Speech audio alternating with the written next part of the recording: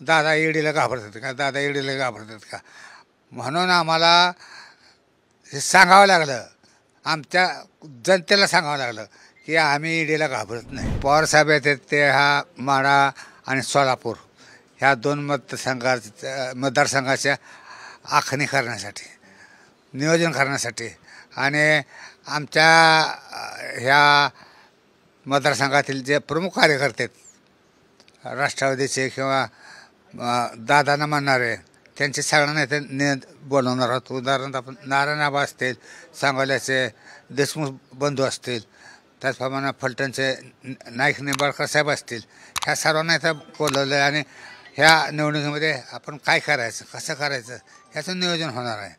त्यामध्ये कुठल्या सभा घ्यायची, काय घ्यायची सगळं आम्ही नियोजनासाठी पवारसाहेब येतात. पवारसाहेबांच्याकडे जाण्याचा निर्णय हे विजयदादांनी घेतला नाही, त्याचप्रमाणे धैर्यशीलबाईंनी घेतला नाही. हा निर्णय घेतला आहे आमच्या कार्यकर्त्यांनी आणि आमच्या तालुक्यातल्या मतदारसंघातल्या जनतेनं.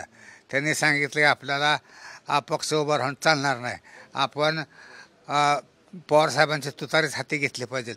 म्हणून आम्ही हे पवारसाहेबांच्या ह्याच्यात गेलो. पवारसाहेबांच्या दादांचे संबंध पहिल्यापासून चांगलेच होते.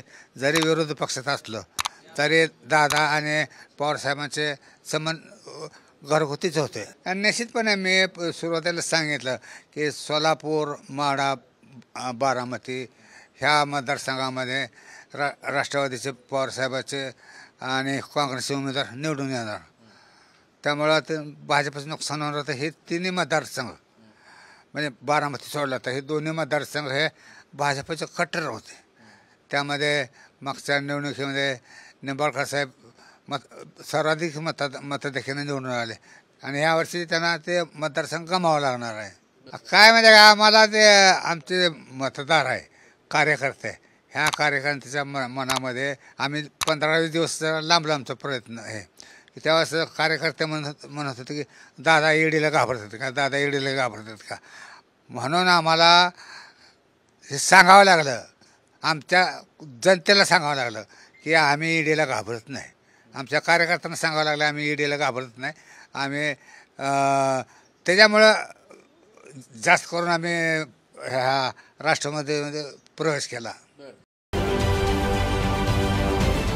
राजकारणातील प्रत्येक अचूक बातमीचे सर्वात आधी अपडेट्स मिळवण्यासाठी सरकारनामाच्या सर्व सोशल मीडिया प्लॅटफॉर्मला लाईक, फॉलो आणि सबस्क्राईब करा.